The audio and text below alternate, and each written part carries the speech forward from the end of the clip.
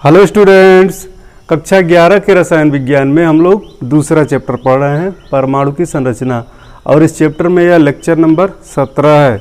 16वें lecture में हम लोगों ने परमाणु के क्वांटम यांत्रिकी मॉडल को पढ़ा है और अब इस चैप्टर में जो भी चीज़ें आगे आएंगी वो क्वांटम यांत्रिकी मॉडल का ही हिस्सा होंगी। ठीक है, तो इस चैप्टर में हमारी आज की टॉपिक है कक्षक और क्वांटम संख्याएं, ऑर्बिटल एंड क्वांटम नंबर्स। पहले हम लोग कक्षक को पढ़ेंगे, इसके बाद क्वांटम संख्याओं को। तो आज की वीडियो बहुत ही ज़्यादा इम्पॉर्टेंट है, बहुत ध्यानपूर्वक देखें, पढ़ें और अपने नोट्स तैयार करते चलें। ठीक है, तो चलो शुरू करते हैं आज की वीडियो। पहले हम कक्षक की परिभाषा को लिखते हैं, फिर इसकी विशेषताओं को बताएंगे। तो कक्षक की परिभाषा इस प्रकार है। कक्षक या ऑर्बिटल नाभिक के चारों ओर स्थित वह त्रिविम क्षेत्र, 3 डायमेंशनल एरिया, जिसमें इलेक्ट्रॉन के पाए जाने की प्रायिकता या संभावना सबसे ज़्यादा होती है, कक्षक कहलाता है। ठीक है, और किसी परमाणु में एक से अधिक कक्षक हो सकते हैं। अब हम लिखते हैं कक्षकों की विशेषताएं या उनके लक्षण को। कक्षक के लक्षण या विशेषताएं। पहला पॉइंट है, एक कक्षक में अधिकतम 2 इलेक्ट्रॉन रह सकते हैं। तो ये बात हमेशा याद रखना कि किसी भी कक्षक में अधिकतम 2 इलेक्ट्रॉन ही रह सकते हैं और न्यूनतम 1 इलेक्ट्रॉन या वह खाली भी हो सकता है। ठीक है, दूसरा पॉइंट है, चुंबकीय क्षेत्र की अनुपस्थिति में एक उपकोष के सभी कक्षकों की ऊर्जाओं के मान समान होते हैं। इतना पॉइंट अभी निकाल के पढ़ो तो एक उपकोष के सभी कक्षकों की ऊर्जाओं के मान समान होते हैं। किसी भी एक उपकोष में जितने भी कक्षक स्थित हैं उनमें सभी के ऊर्जाओं के मान एक समान होंगे जब तक उनके ऊपर चुंबकीय क्षेत्र न लगाया जाए। अगर चुंबकीय क्षेत्र लगा दिया जाता है तो ये कक्षक बंट जाते हैं 2 हिस्सों में। इसको हम 12वीं में पढ़ते हैं सहसंयोजन यौगिकों में। ठीक है, तो चुंबकीय क्षेत्र की अगर उपस्थिति न हो, अनुपस्थिति हो, तो उपकोष के सभी कक्षकों की ऊर्जाओं के मान समान होंगे। यहाँ एक नया पॉइंट आ गया, देखो उपकोष, ये नया टर्म है तो घबराने की जरूरत नहीं है। देखो, वास्तव में किसी भी परमाणु में नाभिक के चारों तरफ जो वृत्तीय पथ होता है, वृत्तीय पथ जिसमें इलेक्ट्रॉन के पाए जाने की प्रायिकता सबसे अधिक होती है, उस पथ को कहते हैं कक्षा या कोश। ठीक है, और इन कक्षा या कोशों को कई भागों में बांटा जा सकता है जिनको कहते हैं उपकोश। उपकोश, उपकोश में भी कई भाग हो सकते हैं जिनको हम कहते हैं कक्षक, और हम पढ़ रहे हैं कक्षकों को। ठीक है, तो कक्षा, उपकोष, कक्षक, कक्षक को हम पढ़ ही रहे हैं, कक्षा और उपकोष भी आगे आने वाले हैं, सारी चीजें समझ में आ जाएंगी। तीसरा पॉइंट है, किसी उपकोष के विभिन्न कक्षक त्रिविम विन्यास ग्रहण करते हैं। तो विभिन्न कक्षक जो हैं कैसा विन्यास ग्रहण करते हैं? त्रिविम विन्यास ग्रहण करते हैं, 3 डायमेंशन में होते हैं। ठीक है, चौथा पॉइंट है, किसी मुख्य कक्षा या कोश में स्थित कक्षकों की संख्या n² के बराबर होती है।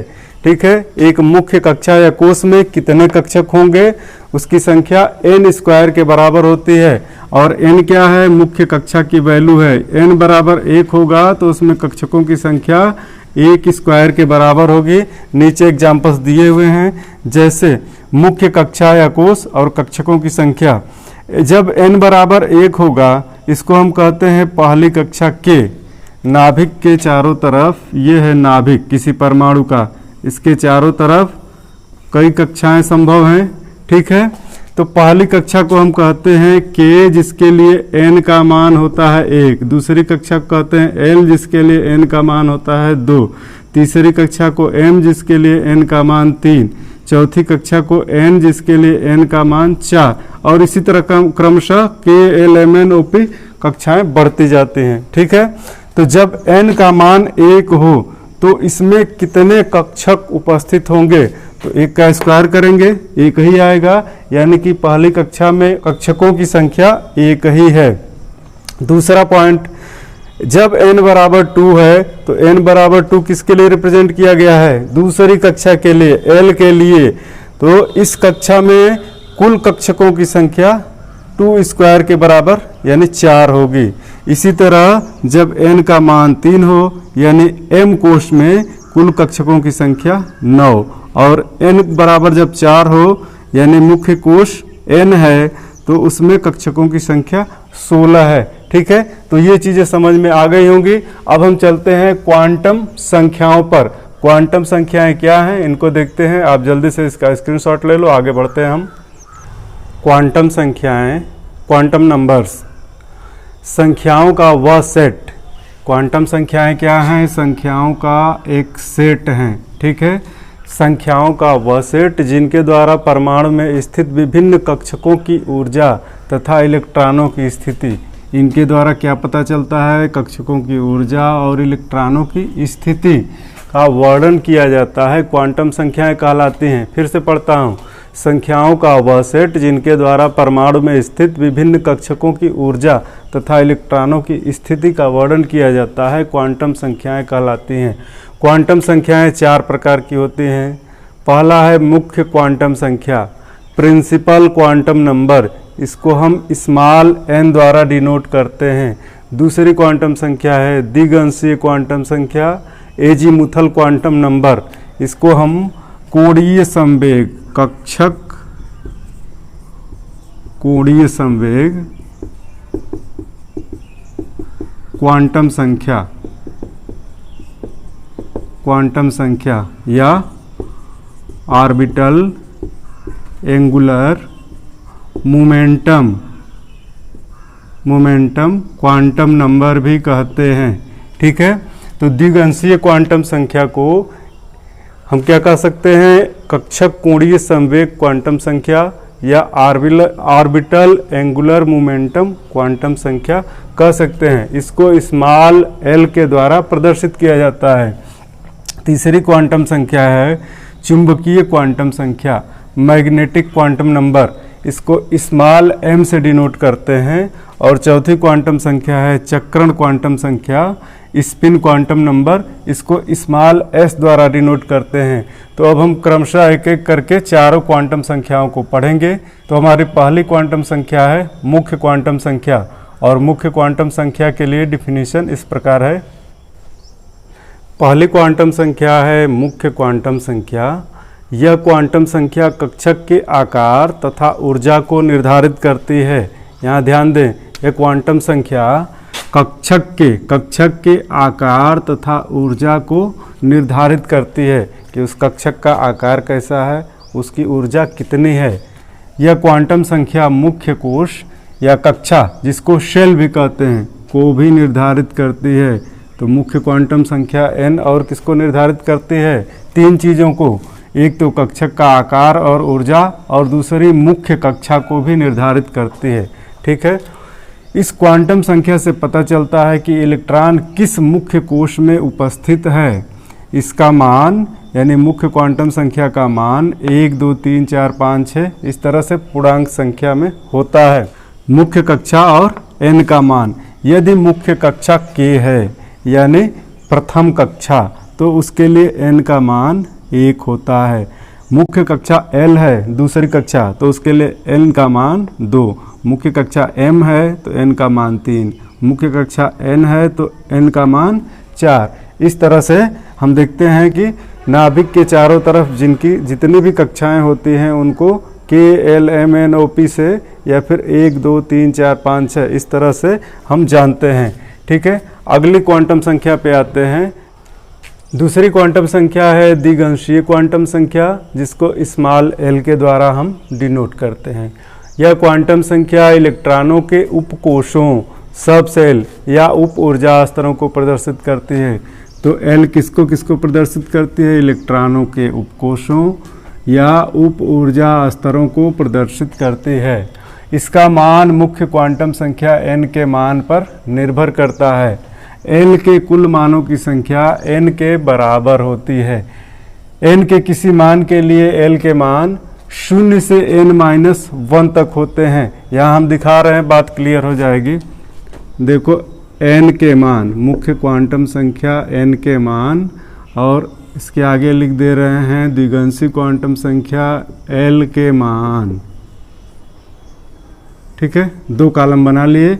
जब n बराबर 1 होगा यानी मुख्य क्वांटम संख्या का मान 1 होगा, उस समय l का भी एक मान होगा और वह 0 होगा।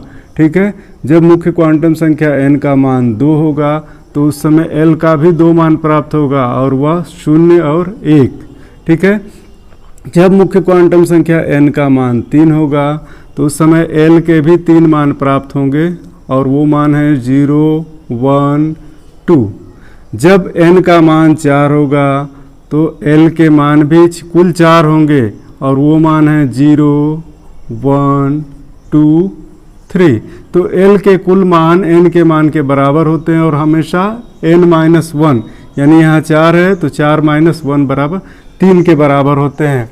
यहाँ एक और कॉलम हम जोड़ रहे हैं। जब l के मान निर्धारित हो गए हैं तो संभावित उपकोषों को यहाँ हम दिखा दे रहे हैं, इनको हम आगे भी पढ़ेंगे। देखो, जब l का मान 0 प्राप्त होता है तो उस समय संभावित उपकोष है S। ठीक है, जब l का मान 0 है तो संभावित उपकोष यहाँ भी S, और जब 1 है तो संभावित उपकोष जो है P। जब l का मान 0 है तो संभावित उपकोष S, 1 है तो संभावित उपकोष P और 2 है तो संभावित उपकोष D। जब l का मान 0 है तो संभावित उपकोष S, जब 1 है तो संभावित उपकोष P, जब 2 है तो संभावित उपकोष D और जब 3 है तो संभावित उपकोष F। ठीक है, S, P, D, F ये याद रखना है, यही उपकोष होते हैं। ठीक है, इनसे आगे भी बहुत मुलाकात होनी है तो यहाँ बहुत ज़्यादा घबराने की ज़रूरत नहीं है। S, P, D, F जब हम इलेक्ट्रॉनिक संरचना बनाएंगे लिखेंगे तो इनका बहुत ज़्यादा यूज होगा। इसके अलावा जब हम कक्षकों की आकृति को पढ़ेंगे तब भी SPDF आएंगे। ठीक है, तो अब हम आगे आते हैं तीसरी क्वांटम संख्या जिसको चुंबकीय क्वांटम संख्या कहते हैं। तो चुंबकीय क्वांटम संख्या पर आते हैं। तीसरी क्वांटम संख्या है चुंबकीय क्वांटम संख्या। इसको स्मॉल m के द्वारा डिनोट किया जाता है। यह क्वांटम संख्या उपकोषों के कक्षकों को प्रदर्शित करती है। यह क्वांटम संख्या उपकोषों के कक्षकों को प्रदर्शित करती है। उपकोषों के कक्षकों को प्रदर्शित करती है। m का मान त्रिविमीय कक्षकों के विन्यास को निर्धारित करता है। m का मान किसको निर्धारित करेगा? 3 डायमेंशन में कक्षकों का विन्यास क्या है, ओरिएंटेशन क्या है, इसको निर्धारित करता है। l के किसी मान के लिए m के कुल मान 2l+1 होते हैं। अर्थात l का एक मान दिया हो तो उसके 2 गुने से 1 अधिक m का मान होता है। किसी दिए हुए l के लिए m के मान -l से 0 सहित +l तक होते हैं। यहाँ ध्यान दें और ज़्यादा बात क्लियर होगी। l का मान यहाँ हम दर्शा रहे हैं और दूसरे कॉलम में m का मान, m का मान 2 कॉलम बना लिए यहाँ। अब ध्यान से देखें, l बराबर जब l का मान यहाँ 0 से शुरू हो रहा है ना, तो जब l बराबर 0 हो तो m का मान भी, यहाँ देखिए यह 0 0 नहीं है, यह 0 एक वैल्यू है, एक मान है और इसके लिए संभावित उपकोष s होता है। यहाँ भी देखें जब l का मान 0 और 1 है तो इसको हम कहेंगे कि यह 2 मान है और इसके लिए संभावित उपकोष s और p होते हैं। तो जब l का मान 0 है तो m का भी इसी तरह एक मान होगा और उसको हम 0 ही मान कहेंगे। यहाँ ध्यान दें, m के कुल मानों की संख्या 2l+1 के बराबर होती है। अगर इस फार्मूले में l के मान हम 0 रख दें तो 2 × 0 धन 1 बराबर, ये वैल्यू 0 हो जाएगी 1। तो m का भी एक मान प्राप्त होगा और वह मान 0 है। ठीक है, अब ध्यान दें, जब l का मान 1 होगा तो उस समय m का मान क्या प्राप्त होगा? -1, 0, +1, ये 3 मान प्राप्त हो गए। यहाँ देखें जब हम l का मान 1 रखते हैं फार्मूले में तो 2 × 1 कितना हो जाएगा? 2 और 1 मिला के 3। तो m के 3 मान प्राप्त हो रहे हैं शून्य सहित, -l से +l तक शून्य सहित। यही बात लिखा गया किसी दिए हुए l के लिए m के मान -l से शून्य सहित +l तक होते हैं, -l से शून्य सहित +l तक। यदि हम l बराबर 2 लेते हैं, ठीक है, तो m बराबर -2, -1, 0, +1, +2। तो यहाँ m के कुल कितने मान प्राप्त हो रहे हैं? कुल 5 मान प्राप्त हो रहे हैं -l से +l तक। यदि यहाँ हम 2 रख दें तो m के कुल मानों की संख्या 5 हो जाएगी। ठीक है, तो अब ये बात क्लियर हो गई होगी। जल्दी से आप इसका स्क्रीनशॉट ले लें। हम चौथे क्वांटम संख्या पे चलते हैं, जिसको चक्रण क्वांटम संख्या कहा जाता है। चौथी क्वांटम संख्या है चक्रण क्वांटम संख्या, जिसको स्मॉल s के द्वारा डिनोट किया जाता है। किसी परमाणु में इलेक्ट्रॉन नाभिक के चारों ओर गति करने के साथ अपने अक्ष पर भी गति करता है, इसे चक्रण या स्पिन कहते हैं। यहाँ ध्यान दें, जिस तरह से हमारे सौर परिवार में सभी ग्रह सूर्य के चारों तरफ क्या करते हैं, एक गति करते हैं वृत्तीय कक्षाओं में, और दूसरी गति अपने अक्ष पर भी घूर्णन गति करते हैं। उसी तरह इलेक्ट्रॉन भी नाभिक के चारों तरफ कक्षाओं में गति के साथ साथ अपने अक्ष पर घूर्णन गति भी कहते हैं, जिसको चक्रण या स्पिन गति कहते हैं। तो एक इलेक्ट्रॉन, ये हम इलेक्ट्रॉन दर्शा रहे हैं, 2 तरह की स्पिन गति कर सकता है। एक घड़ी की दिशा में, जिसको हम कहते हैं दक्षिणावर्त गति, दक्षिणावर्त। जब घड़ी की दिशा में यह चक्रण करे तो उसको दक्षिणावर्त। और दूसरा घड़ी की दिशा के विपरीत, इसको हम कहते हैं वामावर्त। ठीक है, यह क्लॉकवाइज डायरेक्शन है और यह एंटी क्लॉकवाइज डायरेक्शन। तो किसी भी कक्षक में इलेक्ट्रॉन की केवल 2 तरह की गतियां हो सकती हैं, एक दक्षिणावर्त और एक वामावर्त। जब गति दक्षिणावर्त हो उस समय s का मान +½ होता है, और जब गति वामावर्त हो उस समय s का मान -½ होता है। ठीक है, तो s के लिए, किसी भी इलेक्ट्रॉन के लिए s के केवल 2 मान हो सकते हैं, +½ या -½ ठीक है। चक्रण क्वांटम संख्या इलेक्ट्रॉनों के अपने अक्ष पर घूमने की दिशा निर्धारित करती है। यदि इलेक्ट्रॉन के घूमने की दिशा दक्षिणावर्त है तो s का मान +½ तथा यदि इलेक्ट्रॉन के घूमने की दिशा वामावर्त है तो s का मान -½ होता है।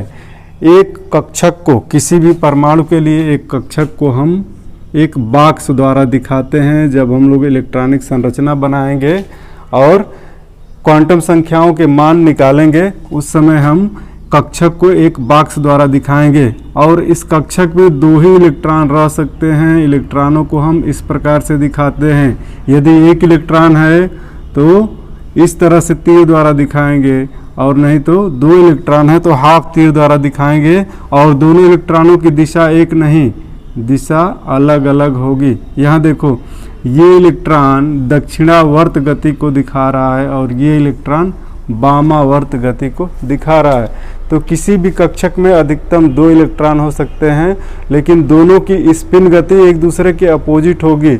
एक दक्षिणावर्त स्पिन करता है तो दूसरा इलेक्ट्रॉन वामावर्त स्पिन करता है। चलो, यहाँ हम सभी क्वांटम संख्याओं के लिए एक चार्ट बना दे रहे हैं एक जगह पर, और ये भी दिखाएंगे कि किसी भी n के मान के लिए कुल कक्षकों की संख्या कितनी होती है और कुल इलेक्ट्रॉनों की संख्या कितनी होती है, एक चार्ट द्वारा यहाँ हम दर्शा रहे हैं।